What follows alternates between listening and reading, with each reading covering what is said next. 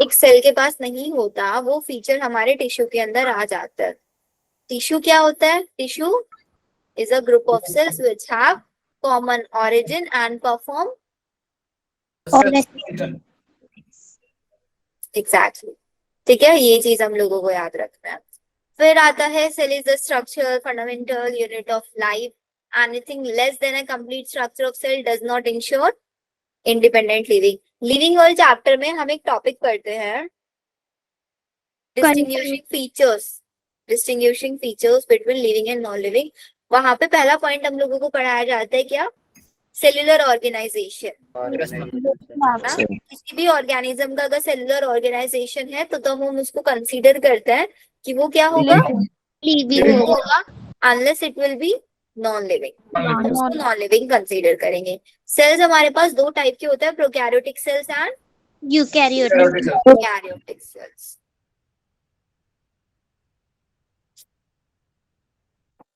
उससे पहले सेल्स दो टाइप के और हो सकते हैं, unicellular and multicellular. unicellular and multicellular. And again, cells can be of two type on the basis of presence or absence of cell envelope या फिर nuclear envelope. Prokaryotic and eukaryotic on the basis of presence or absence of nuclear envelope. Prokaryotic में pro means primitive and u means True. And karyotic means Nucleus. Prokaryotics का अंदर हमारा कौन सा kingdom आता है? हमारा मोनेरा। मोनेरा का सोल मेंबर होता है बैक्टीरिया। बैक्टीरिया इसका सोल मेंबर होता है। बैक्टीरिया के अंदर हम दो कैटेगरीज पढ़ते हैं, Archie bacteria and eubacteria. Archie bacteria के पास एक डिफरेंट टाइप की सेल वॉल होती है, जिसकी वजह से उसके अंदर बहुत अलग अलग टाइप के फीचर्स आ जाते हैं। हॉट वाटर के अंदर भी वो सर्वाइव कर सकता है, हाई टेम्परेचर पे वो सर्वाइव कर सकता है, और हाई सलाइन कंडीशंस पे वो सर्वाइव कर सकता है। डिफरेंट डिफरेंट कंडीशंस उसके अंदर आ जाती है, ये हमने पढ़ा है। अब बैक्टीरिया जो होते हैं, बैक्टीरिया के अंदर अगर हम बात करते हैं राइबोसोम्स होते हैं इनके पास 70 S is sedimentation coefficient. Sedimentation coefficient indirectly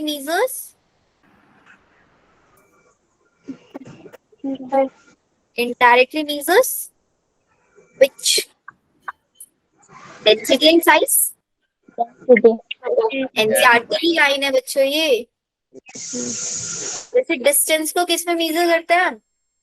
centimetre.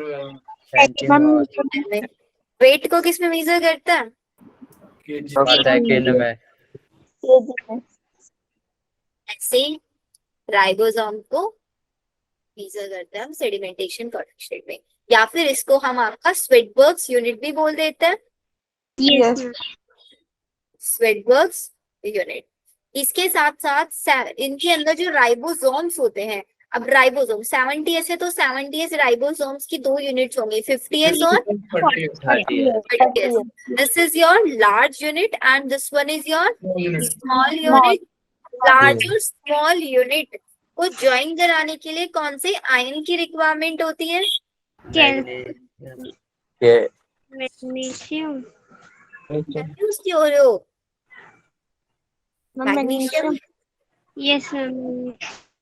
ठीक है, तो इनको ज्वाइनिंग कराने के लिए हमको रिक्वायरमेंट होती है मैग्नीशियम आयन की।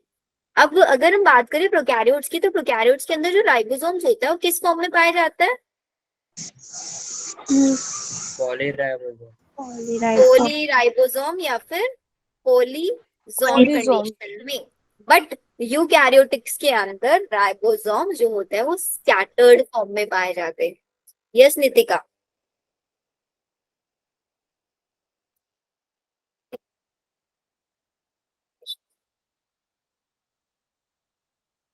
राइबोसोम स्कैटर्ड फॉर्म में पाए जाते हैं यूकैरियोट्स के अंदर, and they join only at the time of translation. सिर्फ ट्रांसलेशन के टाइम पे ज्वाइन करते हैं, जबकि प्रोकैरियोट्स के अंदर वो हमेशा ज्वाइन अप रहते हैं। बीच में एमआरएनए सेगमेंट, ऊपर लार्ज यूनिट, नीचे स्मॉल यूनिट। प्रोकैरियोट्स का जो राइबोस सॉरी फ्लैजिला होता है वो कैसा होता है? सिंगल फ्लैजिला होता है इसका बिल्कुल। एंड यूकैरियोट्स का 9+2 9+2 9 अरेंजमेंट। plus 2 होता है। 9+2 अरेंजमेंट मतलब 9 तो हमारे पास डबलेट्स होते हैं, और माइक्रोलेट बीच में 2 होते हैं। होते हैं। पेरीफेरल डबलेट हम इनको बोलते हैं बिकॉज ये पेरीफेरी पर होते हैं। एंड 2 यहाँ पे सेंट्रल सिंगलेट माइक्रोट्यूब्यूल्स होता है, सिंगल होते हैं यहाँ पे, इसमें डबल्स नहीं होते, सिंगल पाए जाते हैं, इसलिए इसको बोलते हैं 9+2 arrangement. Same 9+2 arrangement found in the interaction में बड़ा है in the flagella of sperm.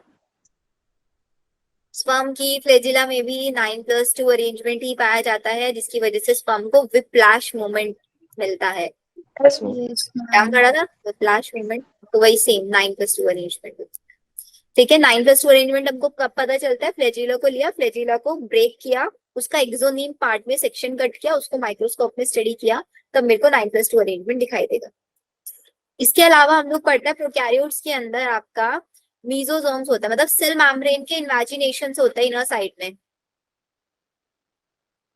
होता है सेल मेम्ब्रेन के इन्वेजिनेशंस। मैम यस दो मैम। टाइप के इन्वेजिनेशंस होता है, मीजोजोम्स और क्रोमैटोजोम। क्रोमैटोजोम, मीजोजोम के पास होते हैं respiratory enzymes respiratory enzyme. yes ma'am और क्रोमैटोजोम के पास होते हैं, फोटोसिंथेसिस। मतलब ये फोटोसिंथेसिस का वर्क करता है। किसके अंदर? फोटोसिंथेटिक बैक्टीरियाज के अंदर। मैम ये सेल मैम इन्वेजिनेशन का क्या मतलब है? इन्वेजिनेशन जैसे ये हमारे पास सेल वॉल है, ये सेल मेम्ब्रेन है, तो सेल में अंदर की साइड ऐसे फोल्डिंग्स इसके अंदर प्रेजेंट होती हैं, इनर फोल्डिंग्स को invagination is also known as inner foldings. Ma'am extension मतलब हाँ, एक्सटेंशन बोल दो, देखिए, ठीक है। Yes ma'am. ओके, बाकी लोगों को समझ में आ रहा है? छाया yes और यस मैम। विवेक नहीं आ रहा है अभी क्लास में? मैम पहले 28 बच्चे आने लग गए थे, बाकी के बच्चे कहाँ गए? मैम केमिस्ट्री में तो 27 बच्चे थे। यहाँ पे कम क्यों है भाई फिर? मैम आप भी डांटो उनको तो भी आई। कुछ मैम डांट लगाती रहती है ना, यस मैम। बोलती रहती है, मैं बोलती नहीं हूँ ज्यादा, इसलिए बच्चे इग्नोर कर रहे हैं। बट एक दिन मेरे को भी सबको डांटना पड़ेगा अच्छे से, तब मानेंगे। चलो, संडे को टेस्ट है क्या? इस वाले संडे को बेटा मैंने उनको 3-4 बार में मैसेज कर चुकी हूँ। आपका वो वाला टेस्ट पेंडिंग है ना अभी, 11th सिलेबस वाला? वैसे वाला टेस्ट नहीं है, 11th सिलेबस वाला जो पेंडिंग है उसको मैंने बोला है, तो वो बोल रहे हैं संडे या मंडे कर ही देंगे जहां तक है। हमारा संडे को वैसे भी टेस्ट केमिस्ट्री का। संडे को केमिस्ट्री का भी है आज। केमिस्ट्री का कैसा टेस्ट है? मैम कोऑर्डिनेशन कंपाउंड Coordination में एक ही चैप्टर। तो ये हमने पढ़ लिया इतना। फिर प्रोकैरियोट्स के अंदर हमारा जो बैक्टीरिया होती है उसके अंदर एक सेल एनवेलप प्रेजेंट होता है। Yes ma'am. सेल एनवेलप 3 चीजों से मिलके बना होता है। सबसे बाहर ग्लाइकोकैलिक्स, ग्लाइकोकैलिक्स 2 फॉर्म्स में पाया जाता है, primary layer, primary capsule loose capsule की फॉर्म में। इसके इनर साइड में होती है सेल सेल वॉल, वॉल, जो बनी होती है किससे? पेप्टाइडोग्लाइकोजन। पेप्टाइडोग्लाइकन से। फिर उसके इनर साइड में सेल मेम्ब्रेन। मेम्ब्रेन होती है।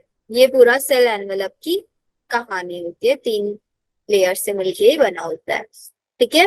फिर राइबोसोम हो गया हमारे पास, ये हो गया, और इसके अलावा और क्या क्या होता है? इंक्लूजन बॉडीज भी इसके अंदर पाई जाती हैं, जो रिजर्व मटेरियल स्टोर कर। हाँ रिजर्व मटेरियल रखती है, जैसे ग्लाइकोजन ग्रेन्यूल, साइनोफाइसियन ग्रेन्यूल, हम फोस्फेट ग्रेन्यूल्स। एग्जैक्टली, ये सब इनके अंदर पाया जाता है, ठीक है। ये था हमारा प्रोकैरियोटिक्स के बारे में। यूकैरियोटिक के बारे में हम लोगों को पता ही है, यूकैरियोटिक में ट्रू न्यूक्लियस होगा। ट्रू न्यूक्लियस का मतलब न्यूक्लियस के बाहर न्यूक्लियर एनवेलप प्रेजेंट होगा, उसी न्यूक्लियर एनवेलप से ओरिजिनेट होगी क्या, एंडोप्लाज्मिक रेटिकुलम। कौन सा एंडोप्लाज्मिक रेटिकुलम, स्मूथ या फिर रफ? जिसमें राइबोसोम राइबोसोम होंगे वो रफ, जिसमें नहीं होंगे उसमें। रफ एंडोप्लाज्मिक रेटिकुलम होता है जो डायरेक्टली अटैच होता है न्यूक्लियर मेम्ब्रेन से। रफ एंडोप्लाज्मिक रेटिकुलम क्या बनाने का काम क्या करता है? प्रोटीन सिंथेसिस, प्रोटीन सिंथेसिस करता है। और smooth endoplasmic reticulum lipids, lipid Lipids और सिंथेसिस करता है। और एक सबसे पहले टॉपिक हम पढ़ते हैं एंडोमेम्ब्रेन सिस्टम। एंडोमेम्ब्रेन सिस्टम के अंदर कौन कौन आता है? Endoplasmic reticulum, Golgi apparatus, lysosome और vacuole. Hi lysosomes is known as suicidal bag. Ma'am उनके अंदर एंजाइम्स होते हैं मैम, बहुत डेंजरस, जो कि डैमेज होने पे खुद ही के सेल को डाइजेस्ट कर जाते हैं।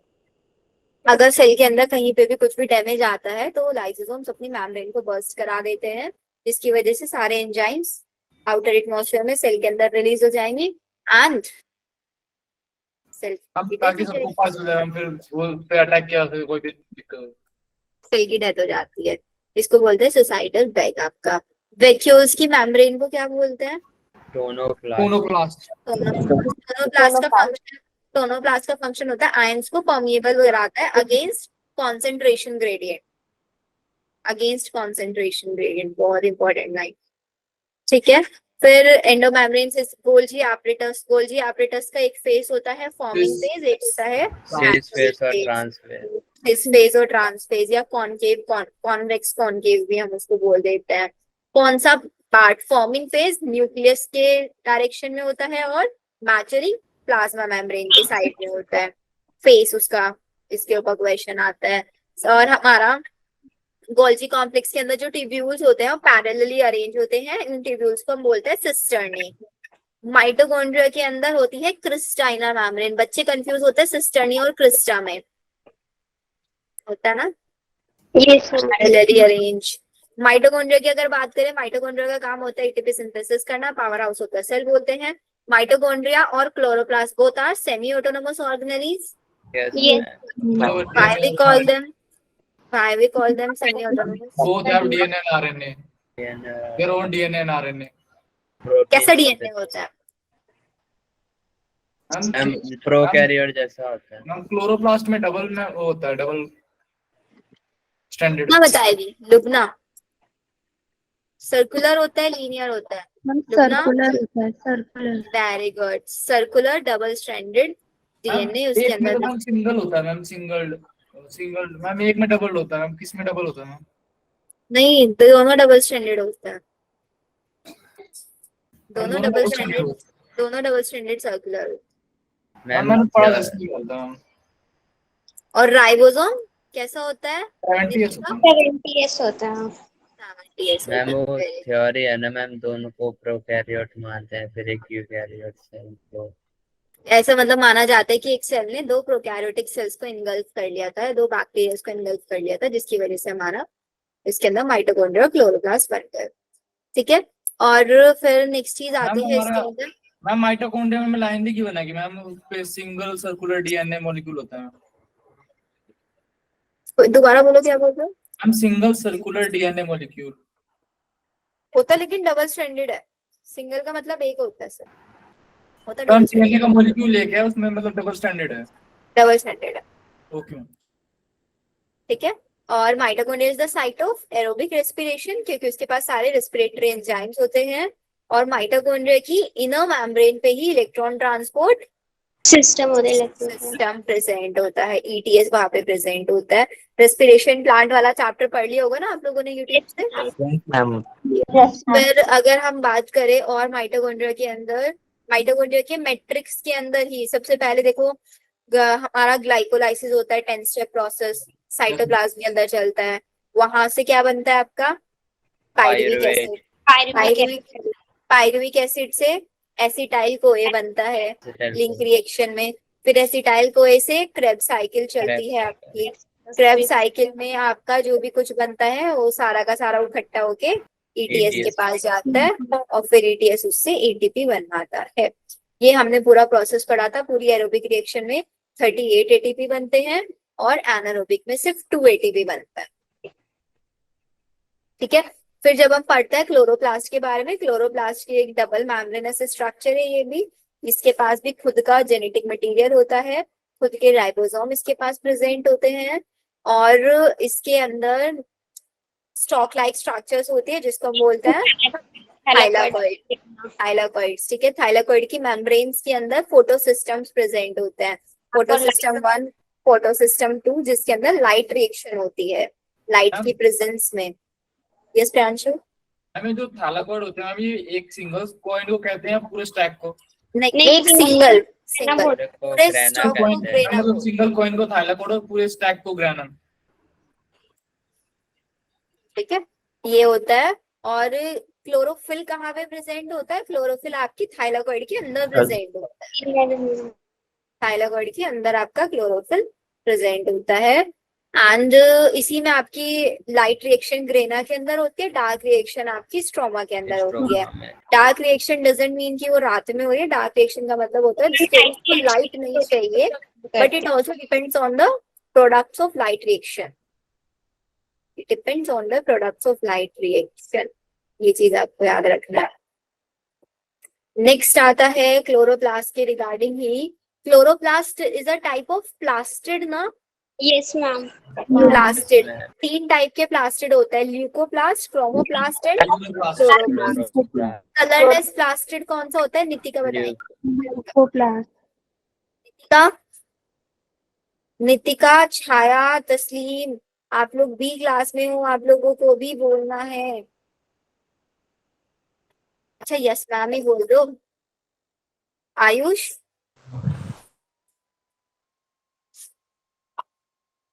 Yes ma'am. Radhika, Radhika class में हो? Yes ma'am. बोल क्यों नहीं रहे हो फिर? मैम मुझे तस्लीम, आपकी स्क्रीन नहीं दिख रही, 1 मिनट में लेफ्ट करके ज्वाइन कर दियो। तस्लीम, मैम। क्या हुआ? समझ में नहीं आ रहा है? ये सब कुछ सर के ऊपर से जा रहा है? बेटा बोल सकते हो आप लोग। बहुत सारे बच्चों को प्रॉब्लम आ रही होगी क्योंकि उनका 11th अभी टच में नहीं होगा। 11th से टच बना रहे, इसीलिए रिवीजन करा रही हूँ। ये तो नेक्स्ट चैप्टर स्टार्ट कर लेते हैं हम लोग। तो थोड़ा थोड़ा सा इंटरेक्ट करो। नितिका, सुंदुस,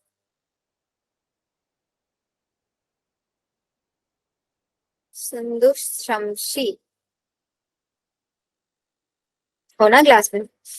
चलो, तो इतना हम लोगों ने पढ़ लिया। कौन सा टॉपिक डिस्कस कर रहे थे? क्लोरोप्लास्ट।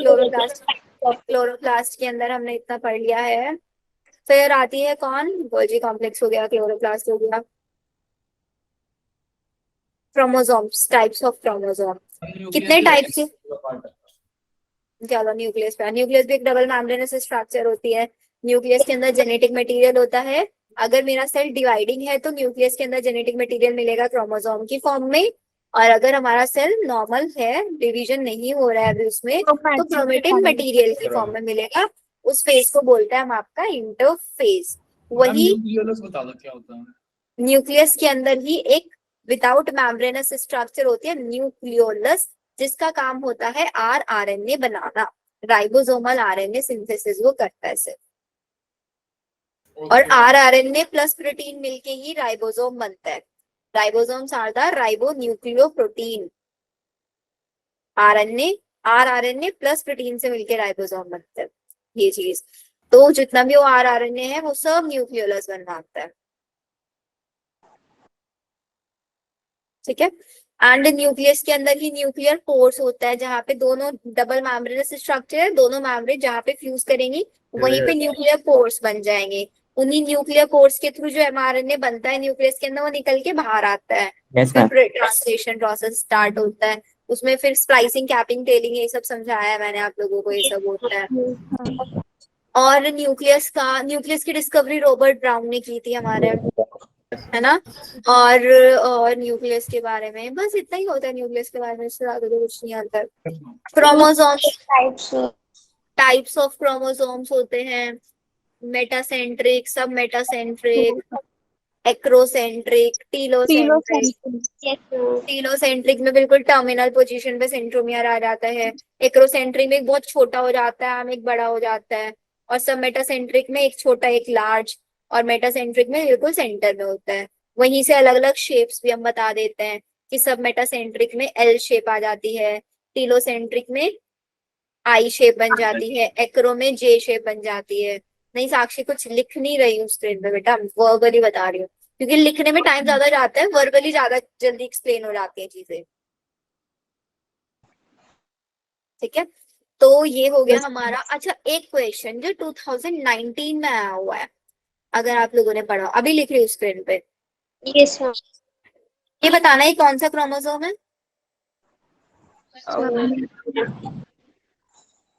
हम सब मेटासेंट्रिक। इसकी छोटी आम को क्या बोलते हैं, बड़ी आम को क्या बोलते हैं। हम शॉर्ट वाली युवा शॉर्ट को बोलता है पी आम और बड़ी आम को बोलता है क्यू। एक हम क्वेश्चन ये याद करना पड़ेगा मतलब, क्योंकि एनसीईआरटी में तो नहीं है। एनसीईआरटी में नहीं है, 19 में आया हुआ क्वेश्चन है। मैम तभी मैं सोची एनसीईआरटी में तो है नहीं पी और क्यों। हाँ इसीलिए तो लिखा है। में नहीं है। हाँ एनसीईआरटी में नहीं है, लेकिन पीवाईक्यू में तो है, इसलिए करना पड़ेगा। हम जो हमारा मैम यहाँ पे दोनों मेटासेंट्रिक आर्म जो इक्वल होते हैं उसके भी नाम अलग अलग है। नहीं नहीं, जिसके इक्वल होते हैं उसकी नहीं, सिर्फ इसी का नाम है, इसी के ऊपर क्वेश्चन आया हुआ है, इसलिए इसी को पढ़ लेता है। मैम फिर हमारा जो एक्रोसेंट्रिक होगा उसमें भी होगा मैम सिर्फ PQ। ऐसा उसमें नेमिंग नहीं दिए हुए, इसलिए नहीं दिए हुए नेमिंग, मैम सिर्फ सब मेटासेंट्रिक में बस। सिर्फ मेटा, सब मेटा। गायत्री, सब मेटासेंट्रिक में बेटा एक आम छोटी होती है, एक आम बड़ी होती है, तो इसके जो साइंटिस्ट है, इसके साइंटिस्ट को अलग ही चुनी हुई होगी इसको नाम रखने की, इन्होंने छोटी आम को बोल दिया पी आम, बड़ी आम को बोल दिया क्यू आम, बस। अच्छा एक क्वेश्चन, ऐसी कौन सी सेल ऑर्गेनली है जो किसी दूसरी सेल ऑर्गेनली के अंदर पाई जाती है। Name the cell organelle is found within the organelle and also in the cytoplasm. Ma'am ribosome. Ribosome. ये माइटोकॉन्ड्रिया क्लोरोप्लास्ट के अंदर भी पाई जाती है और साइटोप्लाज्म के अंदर भी पाई जाती है। ये हो गया हमारा oocyte ऑफ मैम एम्फीबियंस के क्वेश्चन दोबारा अंदर, बता दो। ये ऑर्गेनली वाला, name the yes organelle which found within an another organelle, name the organelle which found within another organelle.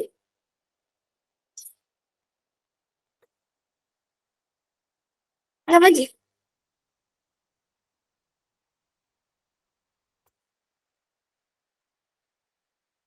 Nigam. Yes ma'am. तो नेक्स्ट क्वेश्चन मैंने क्या पूछा आपसे, मैम साइट। Name the organelle with found another and. हाँ वो तो हो गया। oocyte ऑफ एम्फीबियंस में किस टाइप का क्रोमोसोम पाया जाता है। मैम एक बार क्वेश्चन रिपीट करना।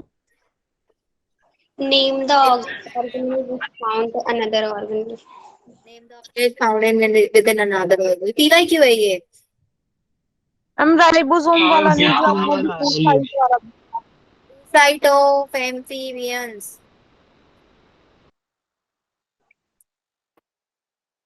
क्रोमोसोम इसके अंदर पाया जाता है।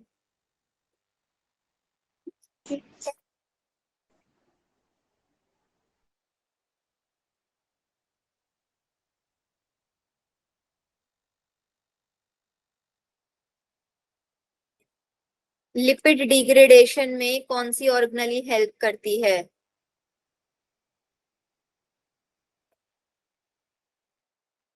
फैटी एसिड डिग्रेडेशन में कौन सी ऑर्गेनली हेल्प करती है।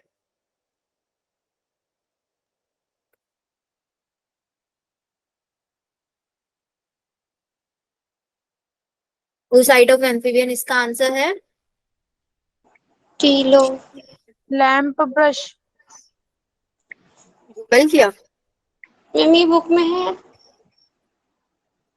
लैम्ब्रश मैम ये क्रोमोसोम मैंने ना एक बार पीवाईक्यू किया था तो उसमें आया था, पर नाम याद नहीं आ रहा था। पीवाई की में आता है लैम्ब्रश क्रोमोसोम कौन से स्टेज में बनता है आपका? डिप्लोटीन ऑफ प्रोफेज 1, जिसके अंदर थाउजेंड्स ऑफ डीएनए स्ट्रैंड्स पाए जाते हैं। लैम्ब्रश क्रोमोसोम लिपिड डिग्रेडेशन में कौन सी ऑर्गेनेली हेल्प मैम करती है? इतने सारे डीएनए मैम स्टोर कैसे होते हैं क्रोमोसोम में? फिर मैम हर डीएनए 2.2 मीटर का होता होगा। डीएनए की स्ट्रैंड होती है, छोटी छोटी स्ट्रैंड्स। लिपिड डिग्रेडेशन में हेल्प करता है पेरोक्सिसोम, फैटी एसिड डिग्रेडेशन में हेल्प करता है ग्लाइकोक्सिजोल। और ये दोनों क्या है? माइक्रोबॉडीज। माइक्रोबोड।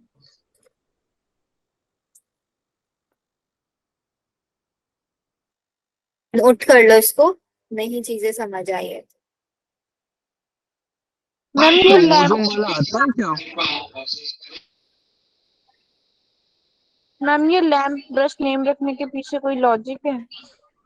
नहीं, Me out. ब्रश ना, ब्रश के बेसिस पे ना इन्होंने बस ऐसा माना जाता है, अगर आप इसकी स्ट्रक्चर देखोगे ना गूगल करके, तो जैसे ब्रश के अंदर ब्रिसल्स होते हैं ना बहुत सारे, और मैंने बताया थाउजेंड्स ऑफ इसके अंदर स्ट्रैंड्स होता है, बिल्कुल ऐसे दिखाई देता है इसके अंदर ब्रिसल्स निकले हुए हैं, छोटे छोटे छोटे छोटे। Ma'am diplotene of the prophase 1 में बनता है।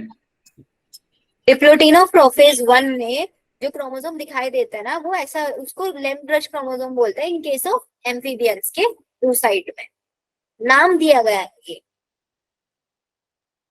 Me out of NCERT है या NCERT में है? ये ना Out आप of उसमें पढ़ोगे, एम्फीबियन। कौन है एम्फीबियन? फ्रॉग। Frog, yes. अगर फ्रॉग पढ़ा, फ्रॉग वाला मैंने पढ़ा फ्रॉग में आता मैम है, फ्रॉग वाले में तो नहीं था, पढ़ा था एनसीईआरटी से फ्रॉग का तो। फ्रॉग में पढ़ाया जाता है ये टॉपिक। फ्रॉग में जैसे कि हम कॉकरोच में पढ़ते हैं male gamete female gamete reproduction, ऐसे फ्रॉग के अंदर पढ़ाया जाता है। मैम कॉकरोच पढ़ा देना मैम, वो डिलीट हो गया था तो नहीं। नो वरीज, पढ़ाऊंगी वो। इवन पढ़ाऊंगी तो मैं आप लोगों को सारे ही चैप्टर, ये नहीं कि आप लोगों ने 12th में ज्वाइन किया तो सिर्फ 12th ही कराओ, 11th के भी कराऊंगी, सारे ही कराऊंगी ऑलमोस्ट।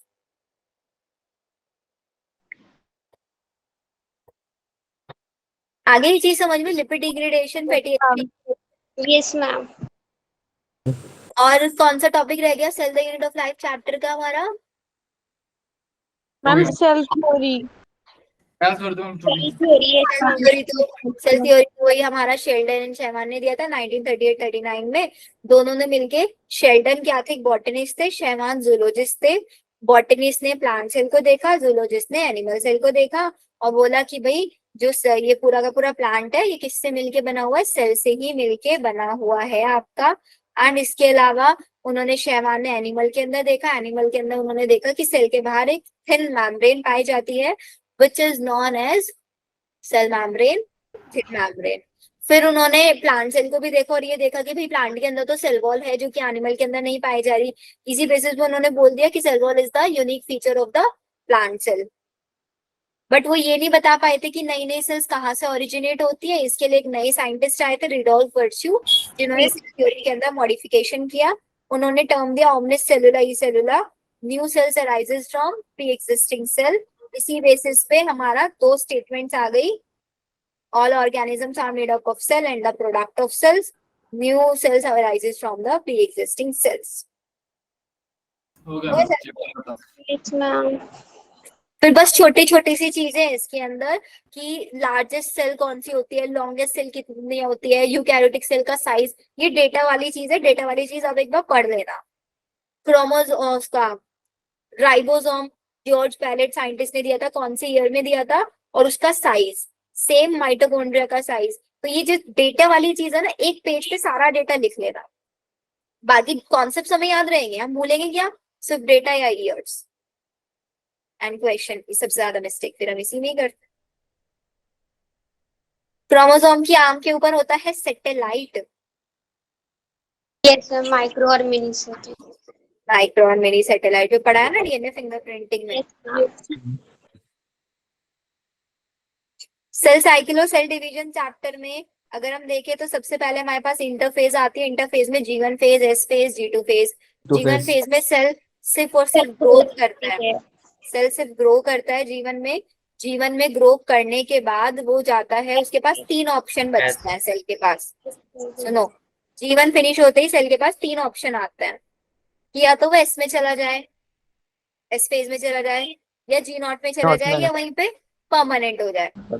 जो परमानेंट सेल्स बनती है ना वो ऐसी बनती है, जीवन के बाद परमानेंट हो जाती है। अब सेल एस में कब जाएगा? सेल एस में जाने के लिए उसको कुछ चेक पॉइंट्स क्लियर करने पड़ते हैं। वो चेक पॉइंट ये होता है, पहली चीज कि उसके डीएनए में कोई भी म्यूटेशन नहीं होना चाहिए, डीएनए कहीं से डैमेज नहीं होना चाहिए, उसके पास सफिशिएंट अमाउंट में फूड होना चाहिए। अगर ये दोनों रिक्वायरमेंट फुलफिल है तभी हमारा सेल एस फेज में एंटर करेगा, नहीं तो वहीं पे परमानेंट भी हो सकता है या फिर क्वेश्चन फेज में भी जा सकता है। जी नोट को मैम एक क्वेश्चन बार फेज दोबारा बता दो रिक्वायरमेंट्स। 2 रिक्वायरमेंट, डीएनए के अंदर कोई डैमेज नहीं होना चाहिए और सफिशिएंट फूड प्रेजेंट होना चाहिए, सिर्फ तभी सेल एस फेज में एंटर होता है, नहीं तो सेल एस फेज में एंटर नहीं होता। ठीक है। और एक बार एस फेज में चला गया उसके पास ऑप्शन नहीं होता वापस आने का। एस फेज में गया, डीएनए सिंथेसिस करना ही होगा। डीएनए का अमाउंट डबल होता है, क्रोमोसोम नंबर डबल नहीं होते कभी भी। Number of chromosomes remain same, only content of DNA gets double. 2C से 4C हो जाएगा, क्रोमोसोम सेम। उसके साथ साथ हिस्टोन प्रोटीन्स डबल कराते हैं हम लोग, और साथ ही साथ सेंट्रोसोम्स को भी अमाउंट हम डबल कराते हैं। सेंट्रोसोम की कार्ट व्हील टाइप की स्ट्रक्चर होती है, पेरीफेरी पे ट्रिपलेट की फॉर्म में प्रेजेंट होता है, सेंटर में कुछ नहीं होता, सेंटर में सिर्फ हब और स्पोक्स होता है। हमने पढ़ा है cell cycle, cell the unit of life chapter में। मैम जो कैंसर का चेक पॉइंट होता है वो कौन से मतलब 2 फेज के बीच में होता है? कौन से वाला? मैम कैंसर का चेक पॉइंट होता है। अगर हमारी कोई भी सेल कैंसरस बन रही होती है तो कैंसरस बनने में हमारी सेल वहीं की वहीं पे डैमेज हो जाती है, सेल की वहीं पे डेथ हो जाती है। उसके अंदर एक एंजाइम होता है जिसको बोलते हैं हम आपका टीलोमरेज। टीलोमरेज नाम सुना? Yes ma'am. टीलोमरेज एक एंजाइम होता है, उसकी वजह से एक्टिविटी होती है। ये पूरा मैं आपको कैंसर वाले टॉपिक में पढ़ाऊंगी, उसकी एक्टिविटी मतलब कैसे हमारा सेल कैंसरस बनता है। Okay ma'am. डायबिटीज 1 क्या होता है मैम? डायबिटीज 1 कल न्यूज में मैम बता रहा था, ऐसे छोटे बच्चों में हो रहा है बहुत ज्यादा इंडिया में। डायबिटीज 1 और डायबिटीज 2? मैम 1 ही बताया था। 1 मैम के बारे में डायबिटीज इंसिपिडस और डायबिटीज मेलाइटस के बारे में बोलो। मियोसिस फर्स्ट को मैम रिडक्शन डिवीजन क्यों बोलते हैं? क्योंकि उसके अंदर नंबर ऑफ क्रोमोसोम रिड्यूस हो जाता है ना। माइटोसिस में तो नंबर ऑफ क्रोमोसोम सेम रहता है। अगर मैंने किसी सेल के अंदर माइटोसिस करा रही हूँ, स्टार्टिंग में 46 क्रोमोसोम है, तो जो नई सेल बनेगी उसके अंदर भी 46 ही रहेंगे। लेकिन अगर मियोसिस करा रहे हैं, मियोसिस के अंदर 46 से 23 हो जाएंगे। इसका मैकेनिज्म पता है कैसे होता है ये प्रॉपर? यस मैम पता है। मैम पता है। देखो शॉर्ट में बता देती हूँ।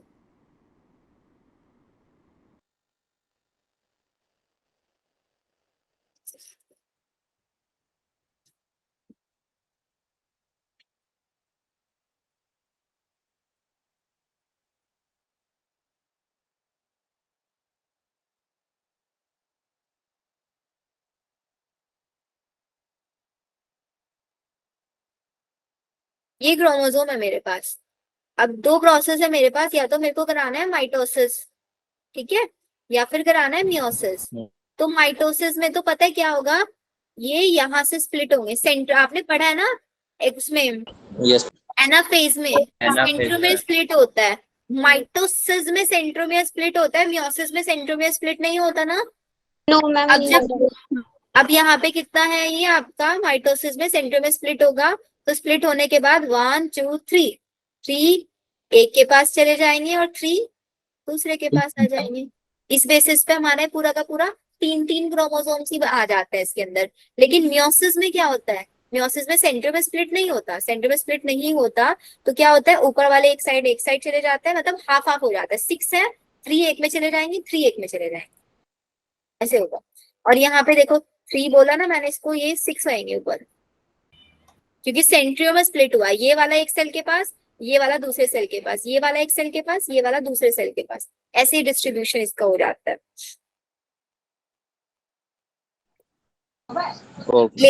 लेबलिंग करके बताऊं अच्छे से ये वाला टॉपिक? मैम ये वाला करा दो आप थोड़ा सा।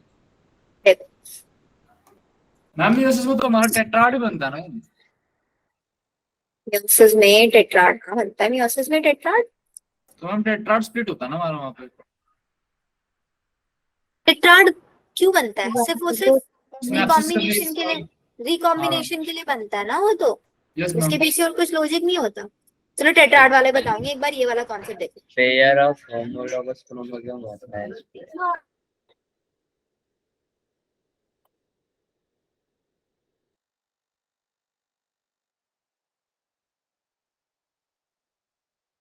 पुश करता है, इसके पास है gene capital T small T, capital T small T, capital T small, नहीं इसको दूसरा नाम देते हैं। इसको लिख लो कैपिटल आर।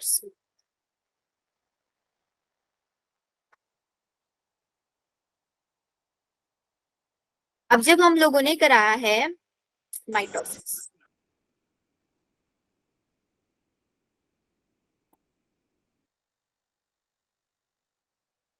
अभी अगर हम इसको मान रहे हैं, एक काम करो इसको हटा दो, ये हटा। अभी मेरे को बताना है कितने क्रोमोसोम्स हैं? 3। हम 3। और अब 6 मैम। 6। 6 क्रोमोसोम हो गए ना। यस मैंने इसके अंदर कराया एस फेज। एस फेज में क्या होगा? क्रोमेटिड ठीक। डबल हो जाएंगे बस, ऐसे ऐसे होगा ना सिर्फ। Yes ma'am. Yes ma'am. Chromosome 6 ही रहेंगे। Yes ma'am. यस तो मैम। पहले 6 क्रोमोसोम थे, एस फेज के अंदर भी 6 क्रोमोसोम है। अब माइटोसिस करा रहे हैं। माइटोसिस में क्या होगा? ये बीच में से स्प्लिट हो जाएगा, स्प्लिट हो जाएगा। एक कैपिटल टी वाला, मतलब 2 सेल बना के दिखा रही हूँ मैं यहाँ पे, एक सेल ये है, एक सेल ये है। एक कैपिटल टी वाला इसके पास, एक कैपिटल टी वाला इसके पास, एक स्मॉल टी वाला इसके पास, एक स्मॉल टी वाला इसके पास, कैपिटल आर इसके पास, कैपिटल आर एक इसके पास, एक स्मॉल आर इसके पास, small R, capital Y, capital Y, small Y, small Y. कितने क्रोमोसोम्स आ गए? मैम 12। 6 इसके पास आ गए, 6 इसके पास आ गए। Yes ma'am. हो गया equational division. Yes ma'am. Sakshi कोई डाउट है? मैम। मैम जो ये एस फेज में क्रोमेटिन ऐड हो रहे हैं मैम, जैसे कैपिटल टी है तो उसमें जो क्रोमेटिन ऐड होंगे मैम वो भी कैपिटल टी ही होंगे फिर? हाँ वो भी कैपिटल टी ही होंगे, नया जीन थोड़ी ना आ जाएगा। सिर्फ हमने डबल कराया, डीएनए कंटेंट डबल कराया। जो Okay. डीएनए एक में था उसी को डुप्लीकेट कराया है सिर्फ। अब इसमें देखो मियोसिस में क्या होगा? मियोसिस में भी अगेन एस फेज होगा, डीएनए कंटेंट डबल होगा। ठीक है, अब हम क्या करेंगे? सेंटर में स्प्लिट नहीं कराएंगे। इसके पास आ जाएगा कैपिटल टी वाला, इसके पास आ जाएगा स्मॉल टी वाला, इसके पास आ जाएगा कैपिटल आर वाला, इसके पास आ जाएगा स्मॉल आर वाला, इसके पास कैपिटल वाई वाला, इसके पास स्मॉल वाई वाला। हो गए 3 क्रोमोसोम। Yes ma'am. इसीलिए देखो मियोसिस के अंदर अलग अलग, एक के पास सारे के सारे डोमिनेंट कैरेक्टर चले गए, एक के पास सारे के सारे रिसेसिव चले गए। या ऐसे भी हो सकता था कि इसके पास कैपिटल टी आ जाए, स्मॉल आर आ जाए, यहाँ पे कैपिटल आर आ जाए, कोई भी पॉसिबिलिटी बन सकती थी, क्योंकि सेग्रीगेशन जो होता है वो रैंडम होता है। लेकिन माइटोसिस में हम पढ़ते कि क्लोन्स बनते हैं। क्यों क्लोन्स बने? आप देखो क्लोन्स ऑब्वियसली बनेंगे क्योंकि सेंट्रियोम स्प्लिट करा के करा रहे हैं, इक्वल सेम टाइप के जीनोटाइप, सब सारे सेल्स के अंदर सेम टाइप्स का जीनोटाइप जा रहा है।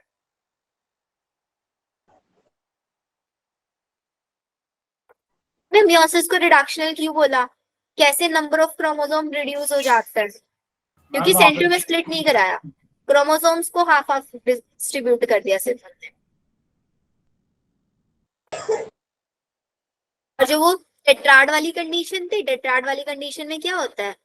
ये है मेरे पास 2 क्रोमोसोम, इसके पास कैपिटल टी, इसके पास स्मॉल टी है, ये ओवरलैपिंग करेंगे ऐसे, रिकॉम्बिनेशन नॉड्यूल बनेगा, रिकॉम्बिनेज एंजाइम्स भी की हेल्प होगी, तो यहाँ पे टेट्राड बन रहा है, नहीं बन रहा है? टेट्राड का मतलब ये होता है 4 क्रोमेटिड्स के बीच में ओवरलैपिंग हो रहा है। टेट्राड और बाइवेलेंट दोनों चीजें सेम होती है, टेट्राड एंड बाइवेलेंट दोनों सेम है रिकॉम्बिनेशन के टाइम पे। This process is known as synapsis. Synapsis. Synaptonemal complex बनता है इसके अंदर, एक्स शेप स्ट्रक्चर दिखने लग जाते हैं which is known as chiasmata. Chiasmata. और सीरीज क्या होती है? लेप्टोटीन, लीजा जरा पानी leptotene zygotene pachytene diplotene diakinesis. Diakinesis में टर्मिनलाइजेशन हो जाता है, टर्मिनलाइजेशन हो जाएगा, बिल्कुल एंड पे आ जाएगा हमारा क्रॉसिंग ओवर में जो स्ट्रक्चर बनता है। फिर उसके बाद वही नॉर्मल मेटाफेज, फिर एनाफेज। एनाफेज में बस सेंटर में स्प्लिट नहीं होगा, बाकी प्रोसेस एज इट इज सब सेम रहेगी। डन? Yes ma'am. चलो फिर हो गए हमारे ऑलमोस्ट 2 चैप्टर्स रिवाइज। अब एक काम करना, फिर कल हमारी क्लास है ना, यस मैम। कल हम नया चैप्टर शुरू करें। कल नया चैप्टर ही शुरू कर लेते हैं, फिर टाइम वेस्ट नहीं करते जब आप लोगों के एग्जाम है। कल हम लोग ह्यूमन हेल्थ एंड डिसीज करेंगे। Yes ma'am. कल मस्त इम्यूनिटी से स्टार्ट करेंगे लोग, बढ़िया से। मैम क्वेश्चन बता। मैम म्यूसिस सेकंड का इक्वेशन डिवीजन और बता दो। म्योसिस सेकंड का इक्वेशन डिवीजन। अच्छा इक्वेशनल डिवीजन। ये मेरे पास एक सेल है, ये 2-1। मैंने सबसे पहले सपोज करते हैं इसके अंदर माइटोसिस करा दिया, 2 सेल्स बन गए। Yes ma'am. यस 2-1 टू 2-1 या फिर मैंने इसके अंदर मियोसिस करा दिया। मैम 2 सेल Meiosis- बन जाएंगे एन एन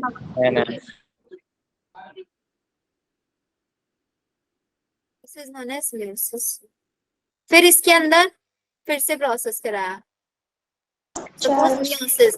अब आप बोल रहे हो कि मियोसिस 2 दोबारा से एक बार और मियोसिस, कभी भी मियोसिस एक सिंगल ही प्रोसेस नहीं होता, हमेशा 2 बार मियोसिस चलता है।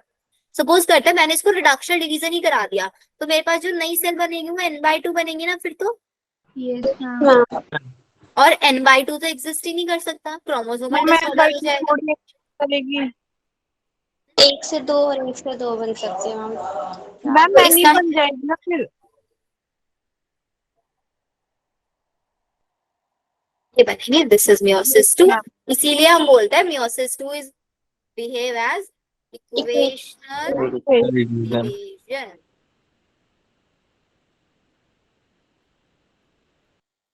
ये आपका इक्वेशनल डिवीजन के जैसे रहेगा, और मियोसिस 1 रिडक्शनल डिवीजन के जैसे।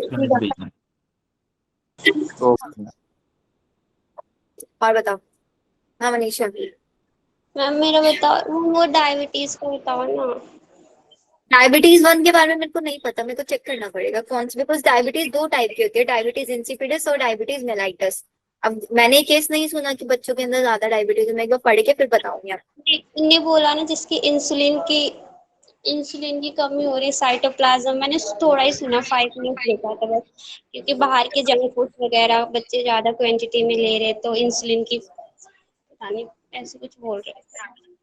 वो 2 केसेस हो सकते हैं, जैसे मैंने आप लोगों से क्लास में भी डिस्कस किया था कि डायबिटीज 2 तरीके की होती है। एक वो जिसके अंदर रेगुलरली हमें डायबिटीज के इंसुलिन के इंजेक्शन लेने पड़ते हैं, वो जिसके अंदर सिर्फ प्रिकॉशंस। इनटेक कम करते हैं, 2 तरह की बताई थी आप।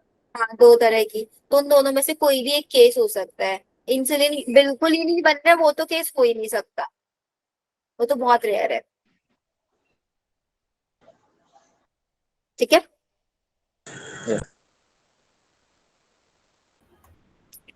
और बताइए।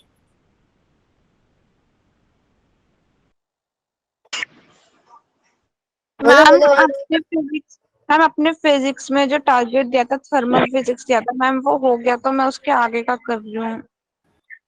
आगे के चैप्टर स्टार्ट कर दो, यस। बट करते रहना, मतलब टारगेट ऐसा रखना कि वीकली एटलीस्ट 2-2 3-3 चैप्टर, 2 चैप्टर्स तो आप कर ही लो, एक वीक में 2 chapter in ma'am class secondary work से अलग। ग्रोथ इन रूट्स बता दो। दोबारा बोलो क्या बताना है? Secondary growth in roots. अच्छा सेकेंडरी ग्रोथ इन रूट्स। देखो सेकेंडरी ग्रोथ किसके अंदर होती है? सिर्फ और सिर्फ डाइकोट्स के अंदर, डाइकोट्स में। सिर्फ डाइकोट्स के अंदर। तो सेकेंडरी ग्रोथ के लिए 2 चीजें रिस्पॉन्सिबल होती है, एक होता है हमारा वेस्कुलर कैम्बियम और एक होता है आपका कोर कैम्बियम।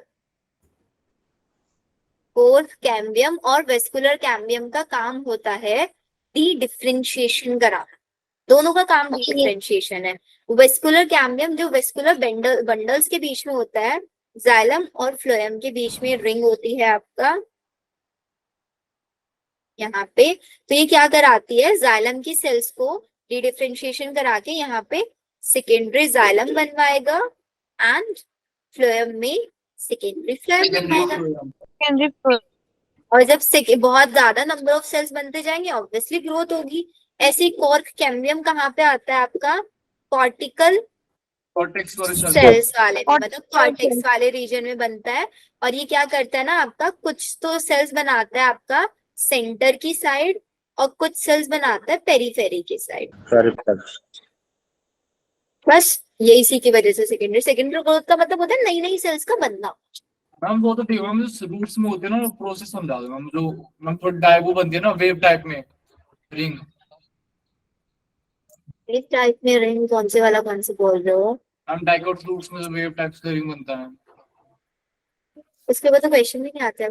वो विंटर वाला बोल रहे हो ना, winter wood and sapwood. No ma'am, वो मैम लास्ट टॉपिक है। एनुअल रिंग नहीं मैम वो नहीं मैम, मैम रूट्स का है मैम, वो डाइकोट रूट्स का। हार्टवुड सैपवुड मैम वो उसके बाद ही है मैम। बार मैम रूट्स का सेकेंडरी ग्रोथ मैम, क्योंकि अपने रूट्स में जो जाइलम फ्लोएम होता है वो रेडियल होता है हमारा। इसके अंदर तो रेडियल का बोल रहा है शायद मैम मैम, उसके लिए जो अलग से बनता है मैम। वेस्कुलर बंडल स्कैटर्ड होते हैं मोनोकॉट्स में और डाइकॉट्स में वो रेडियली होते हैं अरेंज्ड। अच्छा वो वाला कॉन्सेप्ट बोल रहे हो आप। Yes ma'am. ये देखो, अब अगर आपने पूछा है रूट्स का, तो ये तो हमारा कौन से वाला हो गया, कॉन्जॉइंट हो गया यस मैम। यस है ना। और रूट्स के अंदर तो कॉन्जॉइंट नहीं होता, रूट्स के अंदर तो रेडियल होता है। रेडियल यस तो रेडियल वाले में अब सपोज करता है ये मेरा xylem, this is xylem, xylem, xylem, ये वाला हमारा प्रोसेस रेडियल वाला पाया जाता है। इनके अंदर जो सबसे ज्यादा, बिकॉज रूट्स के अंदर सेकेंडरी ग्रोथ इतनी ज्यादा नहीं पाई जाती, बहुत कम अमाउंट में रूट्स के अंदर सेकेंडरी ग्रोथ होती है। मैक्सिममली इसके अंदर कोर कैम्बियम के थ्रू ही हो जाती है, मैक्सिमम कोर कैम्बियम के थ्रू ही हो जाती है, बिकॉज जाइलम फ्लोएम के बीच में इसके अंदर कैम्बियम रिंग प्रेजेंट नहीं होती। मैम इससे कभी क्वेश्चन आया मैम? नहीं, इसके ऊपर क्वेश्चन नहीं आता कभी। मैम इस जो एनाटॉमी चैप्टर है इसमें कहाँ से आते हैं हम क्वेश्चन इस टॉपिक? इसमें एनाटॉमी वाले चैप्टर पे अगर आप क्वेश्चन देखोगे ना, एक क्वेश्चन तो कॉन्जॉइंट वाले पे मिलेगा, ओपन है क्लोज है, इसके ऊपर किसके अंदर कैसा है, रूट्स के अंदर रेडियल है और हमारा स्टेम्स के अंदर और लीव्स के अंदर कॉन्जॉइंट है, ये क्वेश्चन आ जाता है। ठीक है, और आ जाता है आपका, हाँ उसमें स्टेम के अंदर हाइपोडर्मिस लेयर होती है ना extra, yes ma'am. Hypodermis layer किससे बनी होती है, उस पे क्वेश्चन आता है। हम कोल काइमा के बने होते हैं वो। कॉलन काइमा से बनी होती है। और मोनोकोट्स के अंदर स्क्लेरन काइमा से बनी, ये क्वेश्चन आता है। और एक पित्त पे क्वेश्चन आता है। पित्त आपने पढ़ा होगा कि पित्त एक के अंदर तो वेल डेवलप होता है, एक के अंदर अंडर डेवलप होता है। मैम वो मोनोकॉट्स में मैम एक ज्यादा मतलब बड़ी होती है। बहुत मैम, बेसिक उसमें क्वेश्चन आते हैं बंदा इस चैप्टर से, बहुत बेसिक। अब इसमें वैसे कितने क्वेश्चंस आते हैं चैप्टर से? क्या तो इससे ज्यादा नहीं आता। हम इस चैप्टर के थोड़े मैम स्टार्टिंग उसमें फॉर्मूला भी तो आता होगा। वो मॉर्फोलॉजी में है, चैप्टर 5 में है ना मैम वो तो। मॉर्फोलॉजी में है वो फ्लोरल फॉर्मूला। एनाटॉमी में जो स्टार्टिंग का थोड़ा पार्ट्स है ना, वो मुझे समझ नहीं आता मैम। एनाटॉमी के स्टार्टिंग में क्या है कि हमारे पास जो टिश्यूज होते हैं दो टाइप के होते हैं, मेरिस्टेमेटिक टिश्यूज और परमानेंट टिश्यूज। मेरिस्टेमेटिक टिश्यूज तीन टाइप के होते हैं, एपिकल, इंटरकैलरी और lateral. Apical intercalary primary nature होते हैं, इंटर और लेटरल वाले सेकेंडरी नेचर होता है। एपिकल में एक राम होता है, एक शाम। राम मतलब रूट एपिकल मेरिस्टेम और शाम मतलब शूट एपिकल मेरिस्टेम। कोई बात नहीं, पूरा चैप्टर पढ़ा दूंगी आप लोगों को। इंटरकैलरी और लेटरल ज्यादा पोजीशन ज्यादा उनकी। इंटरकैलरी बीच में होता है, एपिकल सबसे टिप पे और सबसे बॉटम में लेटरल। जो मैम लेटरल होता है वो सर्कमफ्रेंस की तरफ होता है, पूरा राउंड होता है। सर्कमफ्रेंस पूरा कवर अप करके रखता है चारों तरफ से, लेटरल साइड्स में होता है। और इसीलिए मैम बिकॉज संडे टेस्ट होगा फिर? लेटरल ग्रोथ सेकेंडरी उसके अंदर ही होते हैं ना, डाइकोट्स के अंदर। तो इसीलिए जो लेटरल मेरिस्टेम होता है उसको हम सेकेंडरी नेचर बोलते हैं, क्योंकि वो सिर्फ और सिर्फ डाइकोट्स के अंदर ही बनता है। मैं वो इंटर कैलोरी बता दो कैसे प्रेजेंट होती है। इंटर कैलोरी सबसे ऊपर आपका एपिकल मेरिस्टेम, और बीच वाले पार्ट में इंटर कैलोरी मेरिस्टेम, जिसके ऊपर क्वेश्चन आता है शुगर केन, गन्ना। शुगर केन के जो इंटरनोड्स होते हैं ना, उसकी ग्रोथ कराने के लिए इंटर कैलोरी मेरिस्टेम रिस्पॉन्सिबल होता है। जितने भी आपके ग्रेजिंग एनिमल्स होते हैं, ग्रेजिंग एनिमल्स क्या करता है, जो एक घास वगैरह खाता है उसके ऊपर घास टिप वाला लेते पार्ट हैं तो खा लेता है, टिप वाला पार्ट खा लेता है। तो फिर भी जो अब टिप वाला पार्ट खा लिया, मतलब एपिकल मेरिस्टेम गया, एपिकल मेरिस्टेम गया, तो उसके बाद क्यों वो ग्रोथ कर जाते हैं, because apical meristem he responsible होता है हाइट बढ़ाने के लिए, इंक्रीजिंग। तो फिर कैसे ग्रोथ पॉसिबल है? Growth is only possible just because of inter calorie meristem, क्योंकि इंटर कैलोरी मेरिस्टेम भी आपकी हाइट में इंक्रीज कराते हैं और लेटरल मेरिस्टेम गिर्थ इंक्रीज कराता है। मैम तभी गन्ना बहुत लंबे लंबे होते हैं। इंटरनोड इलोंगेशन, इंटरनोड इलोंगेशन, उसमें हार्मोन भी पढ़ा है ना आप लोगों ने, जिब्रेलिन। Yes ma'am. और बताइए। मैम इस संडे बायो का टेस्ट होगा? इस संडे तो नहीं है, आई गेस नेक्स्ट संडे होगा, या फिर हो सकता है मंडे में भी आप लोगों का, जो मैंने वो टारगेट वाला दिया हुआ है ना, उसका भी हो सकता है। मैम मैम मतलब टारगेट वाला संडे को नहीं होगा? नहीं, टारगेट वाला संडे मंडे में हो सकता है, वैसे उन्होंने बोला है मंडे तक हम ट्राई करेंगे, मंडे ट्यूसडे। मैम फिर मंडे मत देना आप, मैम नेक्स्ट संडे को मैम दोनों ले लो एक देना। साथ। मैम फिर 16 को ले लो आप, नेक्स्ट संडे मैम, फिर स्कूल रहता है ना मैम, इसलिए। ज्यादा टाइम तो थोड़ी ना होगा, 1 आवर का टेस्ट होगा बस, किसी भी टाइम दे देना। मैम क्लास होती है ना मैम, मॉर्निंग मैम अपना काम करते हैं, मैम संडे को मैम स्कूल से आके 2 बज जाते हैं और फिर मैम 2-3 घंटे ही बचते हैं, स्कूल का काम करते फिर क्लास होती है। Yes ma'am. चलो तो संडे भी नहीं है। मैम नेक्स्ट संडे चैप्टर बता दो कौन सा बायो में। नेक्स्ट संडे का टेस्ट, एक सेकंड में चेक कर रही हूँ।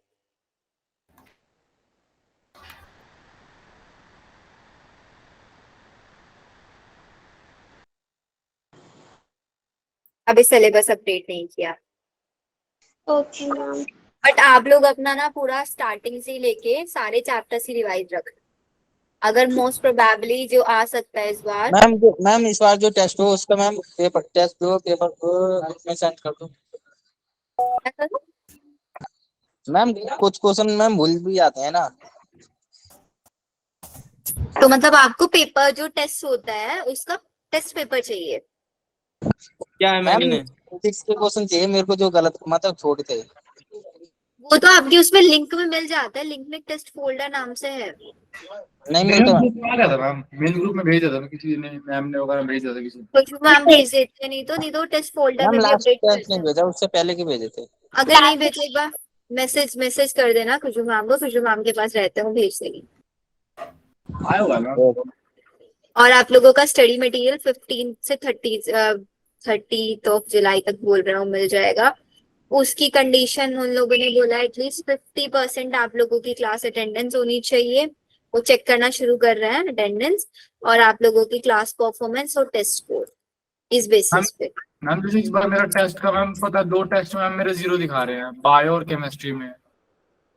अगर ऐसी कोई कंडीशन होगी तो मैं आप लोगों की साइड से आप लोगों का नाम दे सकती हूँ, बिकॉज टीचर्स मैम रिकमेंडेशन में टेस्ट में टेक्निकल ग्लिच बहुत आते हैं।